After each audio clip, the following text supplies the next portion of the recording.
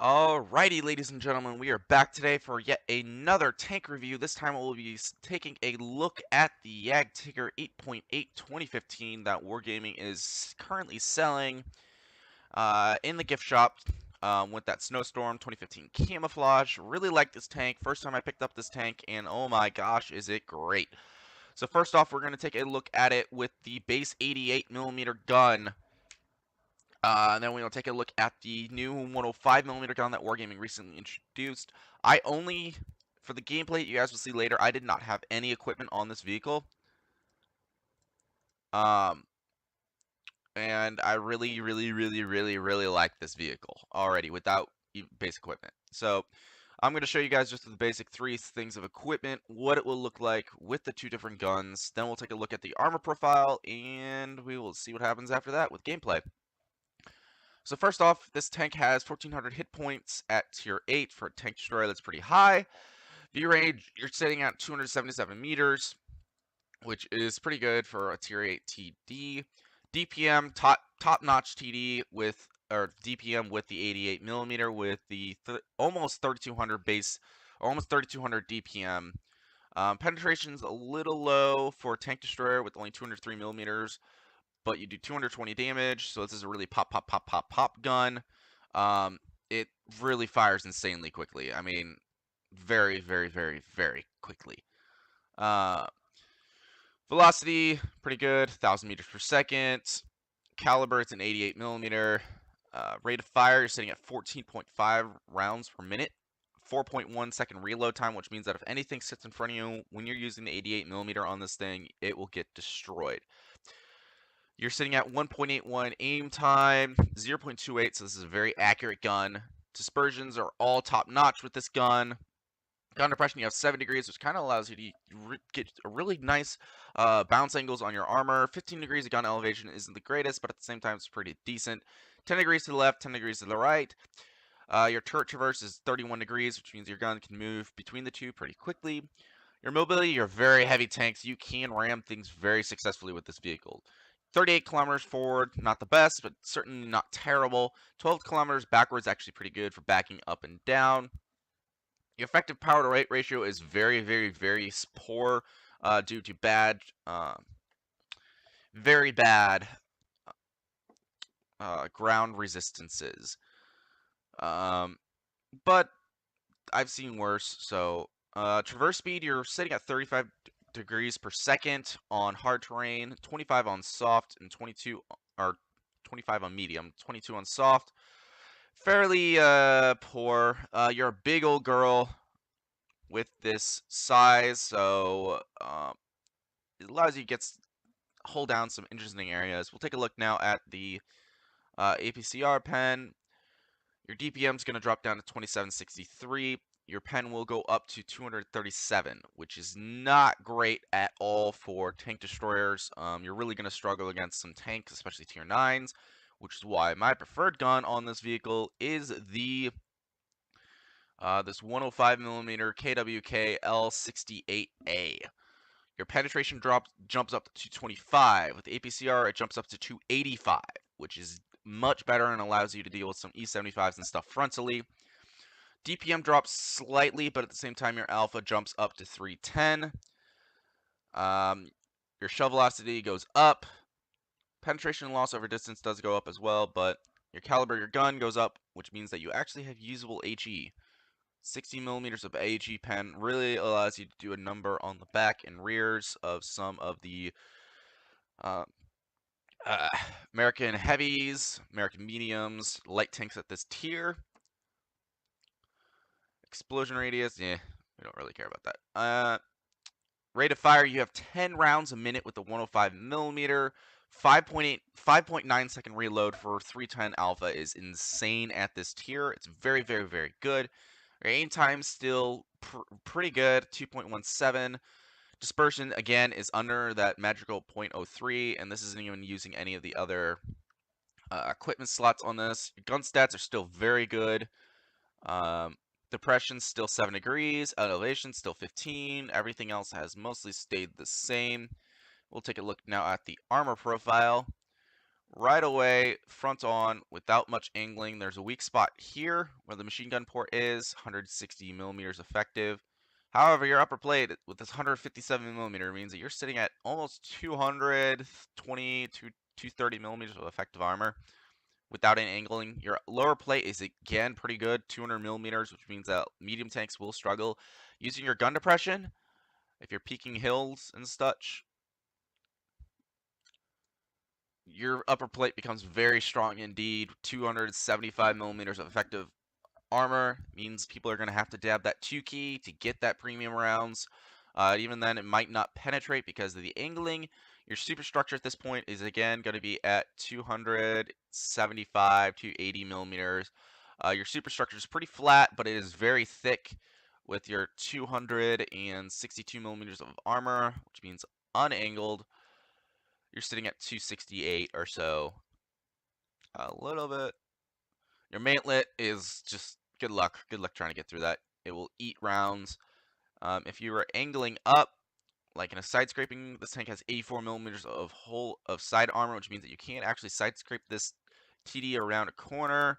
Side scrape, get the bounce, back up, come around the corner, pop them, and then go back to side scraping. Your upper plate is still 245 millimeters or so.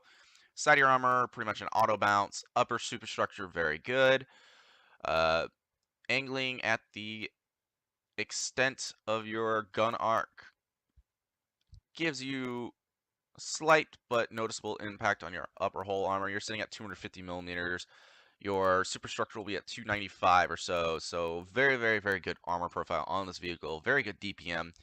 The rear, 84 millimeters, pretty much 84 millimeters all around the whole of this vehicle. Mobility is not great, but it's not too terrible. So we'll get into some gameplay now. Alrighty, ladies and gentlemen, we will get into this first match. This tank is being run without any equipment. I am top tier. And this is the JgTig 8.8 2015 edition with that snowstorm camouflage. I think it looks really awesome. Gun looks like it's wrapped up like a candy cane pattern. Anyways, I'm just trying to get an idea of this. This was actually my first match played in this vehicle. I'm just trying to get an idea of the mobility on this tank. 6.3 second reload. That is without a gun rammer, so I have no equipment here. Nothing. I'm moving at a fairly decent clip here. Not as unmaneuverable as I thought. And the armor really makes up for the lack of mobility in this thing. It's exceptional. This will not be a match, however, where you'll see large amounts of armor. This is going to be my snipey, showing that this gun can and does work at very long range. Gonna get here into this TD spot. This tank also has fairly impressive camouflage, as we will see here. The Tiger 2 is about 250-ish meters from me. Put one into him, don't get spotted. Thinking about going for the kill, decided to go for the Tiger instead. Put one right through the side of his vehicle. Was not spotted. VK4502A, pushing up. I decided to put another one into the Tiger 2. Could have gotten the kill on the Tiger 1. Gonna aim for him, try to get that kill. He gets killed first. I'm gonna go right through the upper hole of the VK. I'm just destroying these people from this position. With my reload, I have not even popped adrenaline yet. I have seen that the cap zones have popped up at sea, so I know there's somebody over there. I'm aware of them. I'm going to go aim up, try to support my Tiger 2 in there in the city. Not quite able to get any shots out. Didn't quite get a shot into that T40 or 047, unfortunately. They are going after our Tiger, so I'm fairly certain that they will come through. However, Chiri is spotted up. He's showing me his sides. I'm going to switch to HE. Fairly long, but I put a big hit into him. Go back to AP because I can't see him now. Going to put another blind shot in. That one did hit, I believe. 047 comes out. I'm going to put one into his upper plate. He's still kind of there. Our Tiger's trying to back off, bouncing some shots. I'm going to put one into the T69, get the tracking shot on him. Hopefully he's going to stay there. He gets shot again. I get another tracking shot on him, hoping my reload's going to be fast enough. I have adrenaline burning, and I do. Pick up the kill. At this point, it's time to push forward. I will put another blind shot in, then I'm going to get out of this position. Actually, I think I'm just going to camp here. and just lit my team. Pretty much all the damage that I've done has been sniping damage at this point. This gun just works. You have a lot of accuracy, pretty good aim time.